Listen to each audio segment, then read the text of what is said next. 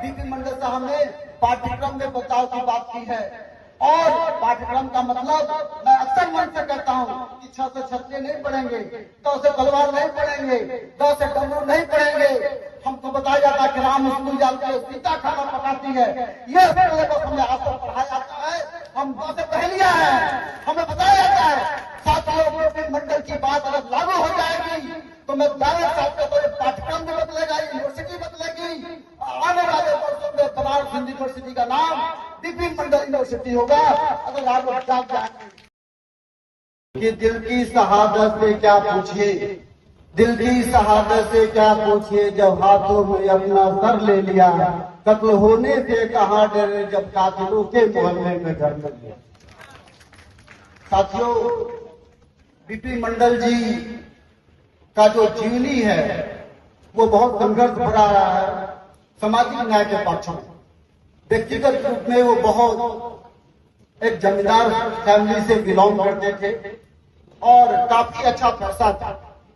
और भारत के अंदर जाति की जो घटनाएं घटती हैं, आप ये जानिए कि आप इस देश के प्रधानमंत्री हो जाइए, आप इस देश के उपराष्ट्रपति हो जाइए, आप इस देश के चीफ जस्टिस हो जाइए, आप इस देश के मुख्यमंत्री रहिए या आप इस देश के प्रोफेसर रहिए, लेकिन जातिवाद एक ऐसा जाति कोड है जो आपके साथ हमेशा साथ चलता है। मैं बीपी मंडल जी की 2-3 घटनाओं के बाद हमारे पास ये रिपोर्ट है जो सबको पता होगा। बीपी मंडल साहब ने जो तैयार किया था बैकवर्ड क्लास कमीशन का रिपोर्ट, और मुझे ये लगता है, मैं ये कहना चाहता हूँ आप लोगों के मंच में, इस रिपोर्ट के हवाले और 2-3 किताबें जो बड़े प्रोफेसरों ने अभी लिखी है, 2022 में एक किताब आई है। मुझे लगता है कि सभी साथियों को उस किताब के बारे में पढ़ना चाहिए। ये बहुत इंपॉर्टेंट किताब है और बीपी मंडल साहब के बारे में इस किताब में आपको जानकारी बहुत अच्छी मिलेगी। किताब का नाम है the Routledge handbook of other backward classes in India, the movement and development. ये किताब बहुत इंपॉर्टेंट है और प्रेस पे 3 लेख छपे हैं, जिसपे तीनों ही लेख बाबू बीपी मंडल जी के बारे में है और कुछ आपके प्रिंट मीडिया में कुछ रिपोर्ट हैं।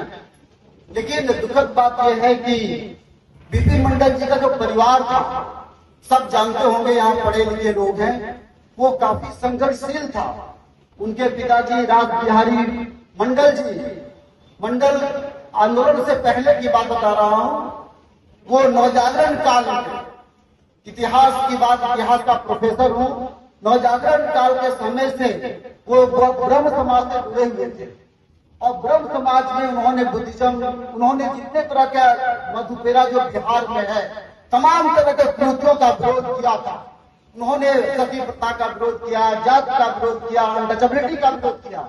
मैंने दयानंद सरस्वती से और विश्वनाथ सागर से कोई कम नहीं थे। लेकिन इतिहास, सब लोग इतिहास पढ़े होंगे जो यहाँ पे जानते होंगे, चाहे वो बिपिन चंद्रा हो, चाहे सुमित सरकार हो, चाहे जेएनयू हो, हमारी यूनिवर्सिटी जहां से मैं पढ़कर आया हूँ, जेएनयू की बात बता रहा हूँ। हिस्ट्री पढ़ाई जाती है लेकिन कभी बीपी मंडल के बारे में इतिहास में नहीं बताया। मैं दिल्ली यूनिवर्सिटी में गया, कई जगहों पे गया, बहुत किताबें पढ़ी, लेकिन बीपी मंडल के बारे में नहीं बताया गया। और क्या बताया गया कि प्रथम माध्यमिक मानव राजा राम मोहन राय है। ये सभी जाति के सभी बड़े इतिहासकारों ने बताया, जहां से मैं पढ़ कर आया, जहां से आप पढ़े होंगे, इलाहाबाद, गोरखपुर, यहाँ तक कि बनारस हिंदू यूनिवर्सिटी में। मैं आप लोगों से कहना चाहता हूं कि बनारस में ही बीपी मंडल साहब का जन्म हुआ था, लेकिन बीपी मंडल के नाम पे कुछ नहीं है। बल्कि मैं तो ये कहना चाहूंगा, इस रिपोर्ट के हवाले से, यह रिपोर्ट जो मेरे हाथ में है, मैं इतिहास के शब्दों में से मैग्ना कार्टा कहता हूं, इंग्लैंड का मैग्ना कार्टा। और यह रिपोर्ट मैग्ना कार्टा ही नहीं, फ्रांस की थॉमस पेन ने किताब लिखी थी राइट्स ऑफ मैन, जिसे ज्योतिराव फुले प्रभावित थे। और यह किताब उस थॉमस पेन की राइट्स ऑफ मैन जैसी किताबें हैं। और तमाम बिल ऑफ राइट जो अमेरिका में आया गया और जो इंग्लैंड में आया गया, यह किताब इतनी इंपॉर्टेंट किताब है, ये रिसर्च इतनी इंपॉर्टेंट रिपोर्ट है। लेकिन दोस्तों, इसी रिपोर्ट के हवाले से, इसी किताब के हवाले से ये बताया जा रहा है कि इस रिपोर्ट को बहुत कम लोगों ने पढ़ा। ये किताब जिसको मैं बता रहा हूँ उसको डेवलप कहते हैं कि इस रिपोर्ट को ओबीसी समाज के लोग बहुत कम पढ़े हैं। आपके लोग के घरों में ये किताब नहीं होगी या ये रिपोर्ट नहीं है जो बहुत इम्पोर्टेंट है, तो मैं कहना चाहूंगा कि आपके घर में रामचरित मानस हो सकता है, मनुस्मृति हो सकता है, खासकर यादव समाज के लोग हैं, पटेल समाज के लोग, उनको कहना चाहता हूँ आप उनको जितना मानते हैं मानिए, लेकिन मैं ये कहना चाहता हूँ कि प्लीज अपने घरों में इस रिपोर्ट को रखिए। आपको पता चले कि ओबीसी समाज का हक अधिकार विपिन मंडल ने किस प्रकार से दिया है, और इसी हक अधिकार को इन्हीं के जमीन पे बाद में बिहार में क्रांति हुई या उत्तर प्रदेश में बहुजन समाज पार्टी के रूप में क्रांति हुई, चाहे मुलायम सिंह यादव के रूप में क्रांति हुई, इस रिपोर्ट का प्रभाव है। ये जान के रखिए, आज जो सरकारी नौकरियों में हम दिखाई पड़ रहे हैं, इस ओबीसी के लोग वो जान लें कि इसी रिपोर्ट का प्रभाव है। खैर, इस रिपोर्ट पर मैं 10 मिनट बाद में चर्चा करूंगा। पहले बीपी मंडल जी के उन बातों पर चर्चा करना चाहता हूं जो उनके जिंदगी में हुआ।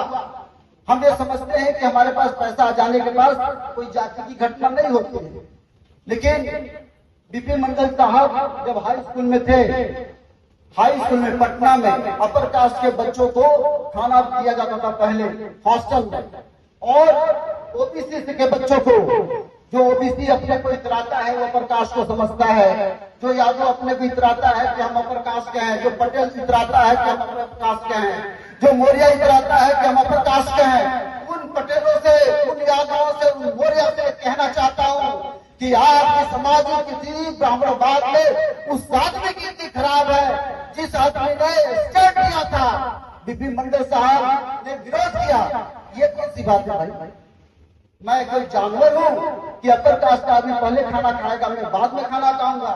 और साथियों, बीपी मंडल साहब ने इसका विरोध किया। उसके बाद पटना में ये बात हुई, उसके बाद ये बराबरी आई कि सभी बच्चों को बराबर खाना मिला। आज भी हम ये देखते हैं कि अपर कास्ट के लोग, चाहे इटावा का घटना हो, यादव के समाज में बुद्ध छिड़कने की बात हो, चाहे पाल समाज की कौशाम्बी की बात हो, पाल समाज की बिरादरी के साथ रेप की बात हो, चाहे यहाँ पे मध्य प्रदेश की लड़की जो कथावाचक बनना चाहती थी, पटेल समाज के साथ लड़की थी, कथावाचक ब्राह्मण ने बनने नहीं दिया। ये आपकी औकात है इस ब्राह्मणवादी समाज में। इतना ही नहीं, बीपी मंडल साहब तो विधानसभा में आपको पता है कि अपर कास्ट के लोग चोरी चमारी, काशी, अहिल बहिल बकरी का राशा, अहिला पगला भइल तमाशा, अहिल को सर बस में बुद्धि आती है, तमाम तरह की बातें बोलते हैं। हुआ सब हमारे मित्र कहते हैं जितनी जातियां SC ST OBC को दी गई हो, सारी जातियां गाली है। हमको गाली के रूप में संबोधित किया जाता है, हर जगह पे गाली के रूप में संबोधित किया जाता है। और बीपी मंडल साहब के जमाने में भी बहुत से लोग रहे होंगे विधानसभा में, बहुत से लोग आज भी है विधानसभा में, जातिगत गालियां दी जाती हैं, लोग बोलते नहीं हैं, लेकिन बीपी मंडल साहब ने ये ग्वाल ग्वाल कह करके यादवों को ललकारा जाता था, चढ़ाया जाता था, आज भी चढ़ाया जाता है। लेकिन बीपी मंडल साहब ने बिहार विधानसभा में इसका विरोध किया, कहा कि ये गलत शब्द है। उसके बाद बिहार विधानसभा का वर्मा साहब स्पीकर थे, उन्होंने कहा कि जो कोई आज के बाद ग्वाल शब्द का इस्तेमाल करेगा विधानसभा में वो अनपार्लियामेंट्री लैंग्वेज होगा। ये बीपी साहब थे, इन्होंने अपने विधानसभा में इस शब्द का इस्तेमाल करने पर रोक लगवा दिया। आज भी हम लोग हैं, हमारे सामने कोई चोरी चमारी करके चला जाता है, आपको कोई फर्क नहीं पड़ता, कोई यादव को गाली देकर जाता है, हमें कोई फर्क नहीं पड़ता। हमें फर्क पड़ना चाहिए। यदि आपको फर्क नहीं पड़ रहा है तो आप बहुजन समाज के उन आदर्शों पे चलने वाले लोग नहीं है। हम भाषण सुन के चले जाएंगे, कह के चले जाएंगे, हमारे लोग मारे जाएंगे, मार खाए हैं, मारे जाएंगे, लेकिन हमारा बहुजन समाज आज तक क्या नहीं पाया। इसकी वजह से तीसरी घटना बता रहा हूं। बीपी मंडल साहब ने विधानसभा के अतिरिक्त मिथिला यूनिवर्सिटी, मिथिला का मतलब ब्राह्मण होता है, मैथिली ब्राह्मण होता है, मैथिली यूनिवर्सिटी का नामांकन चल रहा था।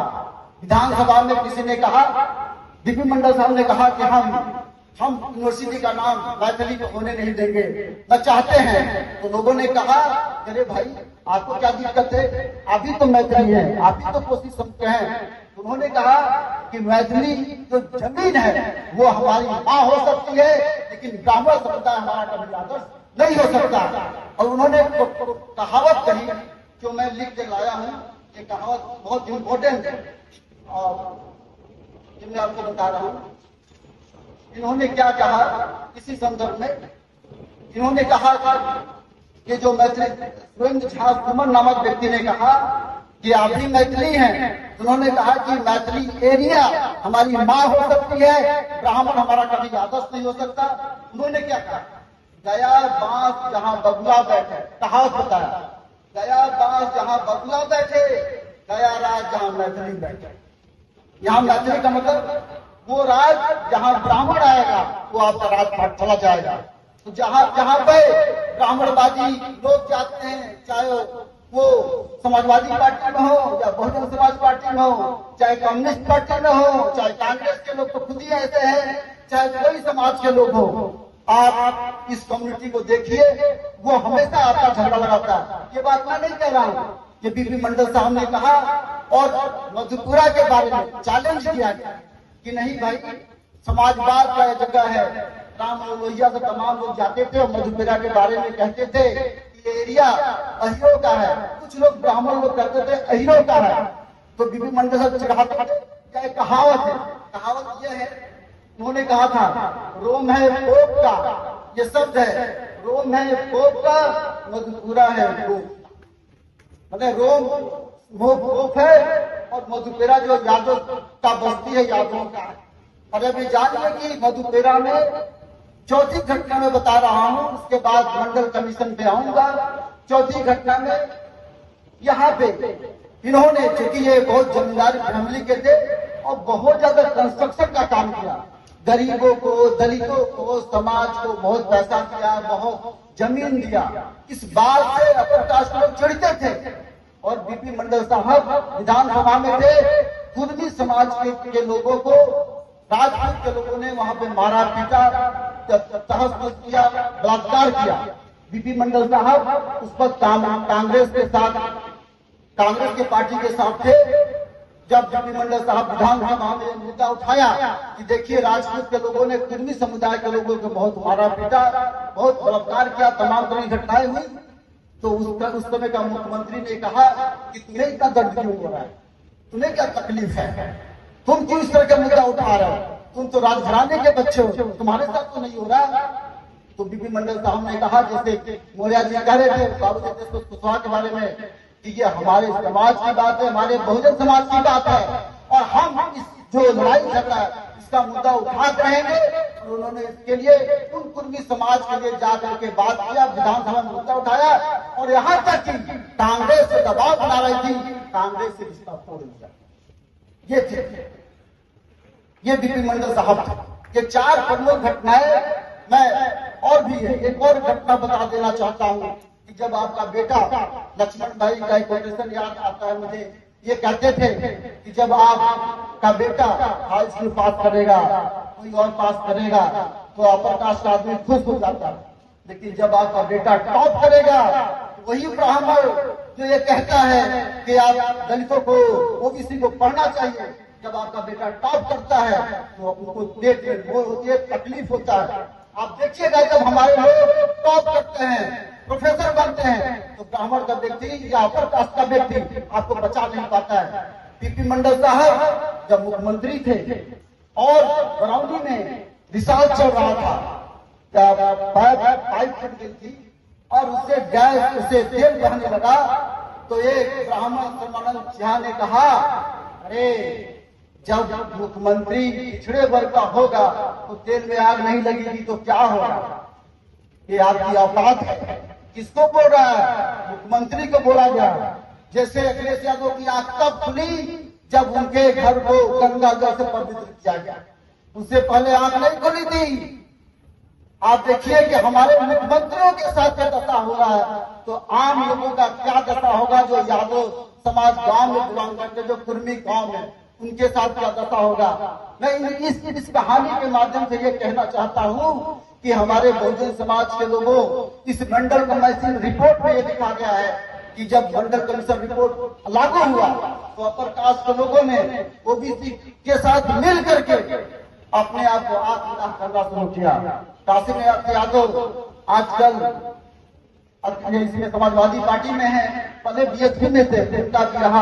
आप लोग सुनिएगा, कहते हैं कि कैसे ये लोग अपने को आत्मदाह करते थे और कहते थे कि हमको अब कलम नहीं चाहिए, हमको गोली चाहिए, हम गोली से बात करेंगे। और साथियों, मंडल कमीशन के समय इन बच्चों ने गोली से बात किया, आत्महत्या किया, आग लगाया ताकि मंडल कमीशन लागू न हो पाए।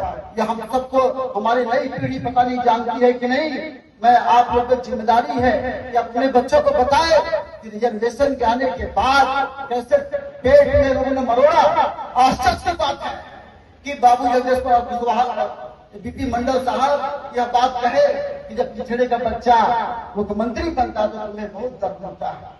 और आप देखिए, तमाम घटनाएं हमारे समाज में घट रही है कि हम जब मुख्यमंत्री बनते हैं, प्रोफेसर बनते हैं तो कितना प्रॉब्लम होता है। अब मैं आपके जो सबसे इम्पोर्टेंट बात है मंडल कमीशन पे बात करूंगा। है टाइम?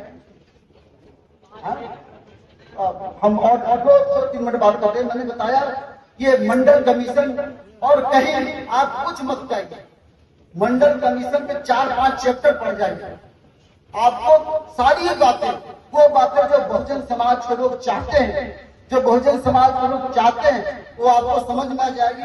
पहला क्या बातें समझ में आएगी इस मंडल रिपोर्ट को पढ़ने में? पहली बात ये समझ में आएगी कि जो अपर कास्ट के लोग आपको ये कहते हैं कि आप इकोनॉमिकली क्लास है, डिप्रेस क्लास है, याद रखिए दोस्तों, डिप्रेस क्लास 1932 में बाबा साहब अम्बेडकर ने जब पूना पेट के समझौता हो रहा था, तब अपर कास्ट के लोगों ने आपके दिलों में यह गलत फहमी डाल दी कि डॉक्टर बी आर अम्बेडकर केवल जो सेपरेट डॉक्टर की बात केवल दलितों की बात कर रहे थे। नहीं, ये बात सही नहीं है। डॉक्टर अम्बेडकर डिप्रेस क्लास के लोगों की बात कर रहे थे, डिप्रेस क्लास नहीं, डिप्रेस कास्ट की बात कर रहे थे। लेकिन अपर कास्ट के लोगों, इसी काशीनाथ यादव की किताब के हवाले से बोल रहा हूं, काशीनाथ यादव ने कहा कि अपर कास्ट के लोग यादव के पास गए तो कहे, अरे यादव, तुम्हें अम्बेडकर चमार बना रहा है, तुम रिजर्वेशन लोगे, तुम तो कृष्ण के वंशज हो, कृष्ण भगवान के मानने वाले हो, तुम रिजर्वेशन लोगे तो चमार बन जाओ। तो यादव ने बुद्धिमानी दिखाई, वो चमार बनना नहीं चाहे, वो यादव रहे, कृष्ण की मानने लगे। तो रिजर्वेशन 1932 के बाद जो होना था वो नहीं मिला। पटेलों के पास गए, अरे पटेल, तुम तो राजा महाराजा रहे हो, तुम क्यों रिजर्वेशन लोगे? डिप्रेस क्लास, उन्होंने कहा कि तुम तो बड़ी जाति के लोग हो। ये मैं काशीनाथ यादव के हवाले से बोल रहा हूँ। उन्होंने कहा तुम बड़ी जाति को। चौहान के पास गए, तुम भी बड़ी जाति को। मौर्य के पास, तुम भी बड़ी जाति को। जितने ओबीसी के लोग थे वो कहे हम तो बड़ी जाति के लोग हैं, अम्बेडकरवा तो हमको चमार बना रहा है। और नतीजा हुआ कि ओबीसी समाज के लोगों ने अपने अंदर हमारे जो SC/ST के लोग हैं उनके प्रति नफरत भरना शुरू कर दिया। और आप ये देखिए कि जब कुछ होता है तो अक्सर ओबीसी के लोगों के बारे में ये आरोप लगता है कि ओबीसी के लोग चमार लोगों को मारते हैं। यह NCRT के डाटा कहता है या ब्राह्मण भी कहता है। मैं आपको इस चेतना से आगाह करने आया हूं, आप ये कहने आया हूं कि आप उनके भाई हैं, उनके दोस्त हैं, उनके साथ मिल करके सामाजिक न्याय की लड़ाई लड़िए। जिस दिन आप एक हो जाएंगे उस दिन जाति जनगणना का जो सवाल बार बार उठाया जाता है, मैं ये कह रहा हूं राहुल गांधी जी से, मैं ये कह रहा हूं सभी मुख्यमंत्रियों से, आप जाति जनगणना का सवाल को छोड़िए पीछे। हमारा 52% जो बीपी मंडल ने कहा है उसको पहले लागू करो। 27% नहीं चाहिए, हमें 52% चाहिए। ये ऑलरेडी रिपोर्ट है, ये इस रिपोर्ट में तमाम तरह की बातें बताई गई हैं साथियों। तो इस रिपोर्ट का लागू करने कोई आपके पास आए, आप समझिए इस रिपोर्ट को लागू करवाना हमारा दायित्व है, जो अभी तक ठंडे बस्ते में डाल दिया गया। इसको प्रथम काका कालेकर ने इसको ठंडे बस्ते में डाल दिया। उस समय मुख्यमंत्री, प्रधानमंत्री ने नहीं किया। मोरारजी देसाई जी का धन्यवाद हो कि बीपी मंडल साहब को बुलाए और इसका कमीशन का अध्यक्ष बनाए। और कमीशन ने साफ साफ लिखा है, इसमें साफ साफ लिखा है कि ओबीसी की जनसंख्या 52% है। लेकिन सुप्रीम कोर्ट ने एक रोक लगा रखी थी कि 49 पे इसे रिजर्वेशन आगे नहीं बढ़ सकता। इन्होंने कहा है कि 52% है, होना तो 52% चाहिए। फिर भी मैं 27% रिजर्वेशन की मांग करता हूँ, 27%। और साथियों, जब बीपी सिंह ने इसको लागू किया तो देखिए कि अभी भी पूरे जो मुख्यमंत्री हैं वो 27% लागू नहीं कर पाए। मोहन सिंह जो मुख्यमंत्री है मध्य प्रदेश के, वहां पे ओबीसी के लिए 14% रिजर्वेशन लागू है, आज भी लागू नहीं हो पाया। वो जबकि मुख्यमंत्री हैं, यादव समाज है, यही बीजेपी चाहती है कि आप अपने लोगों को सामने खड़ा करके गोलियों से लड़ाया जाए, यही बीजेपी चाहती है। लेकिन मैं आपको चाहता हूं, जो साथी जो भाई सुन रहे हैं, इस किताब का हवाला करते हुए आप अपने रिजर्वेशन की बात कीजिए, लाइब्रेरी की बात कीजिए। और बीपी मंडल साहब ने पाठ्यक्रम में बदलाव की बात की है। और पाठ्यक्रम का मतलब मैं अक्सर मन से कहता हूँ कि 6 से छत्ते नहीं पढ़ेंगे, 2 से तलवार नहीं पढ़ेंगे, 2 से डमरू नहीं पढ़ेंगे। हमको बताया जाता है कि राम स्कूल जाते हैं, सीता खाना पकाती है, ये सिलेबस हमें आज तक पढ़ाया जाता है। हम 2 से पहलियां हैं, हमें बताया जाता है। साथियों, बीपी मंडल की बात अगर लागू हो जाएगी तो मैं डायरेक्ट साथियों को पाठ्यक्रम भी बदलेगा, यूनिवर्सिटी बदलेगी। आने वाले वर्षों में बनारस हिंदू यूनिवर्सिटी का नाम बीपी मंडल यूनिवर्सिटी होगा, अगर आप लोग जाग जाएंगे। इसी के साथ अपनी बात समाप्त करता हूँ। जय भीम, जय भारत।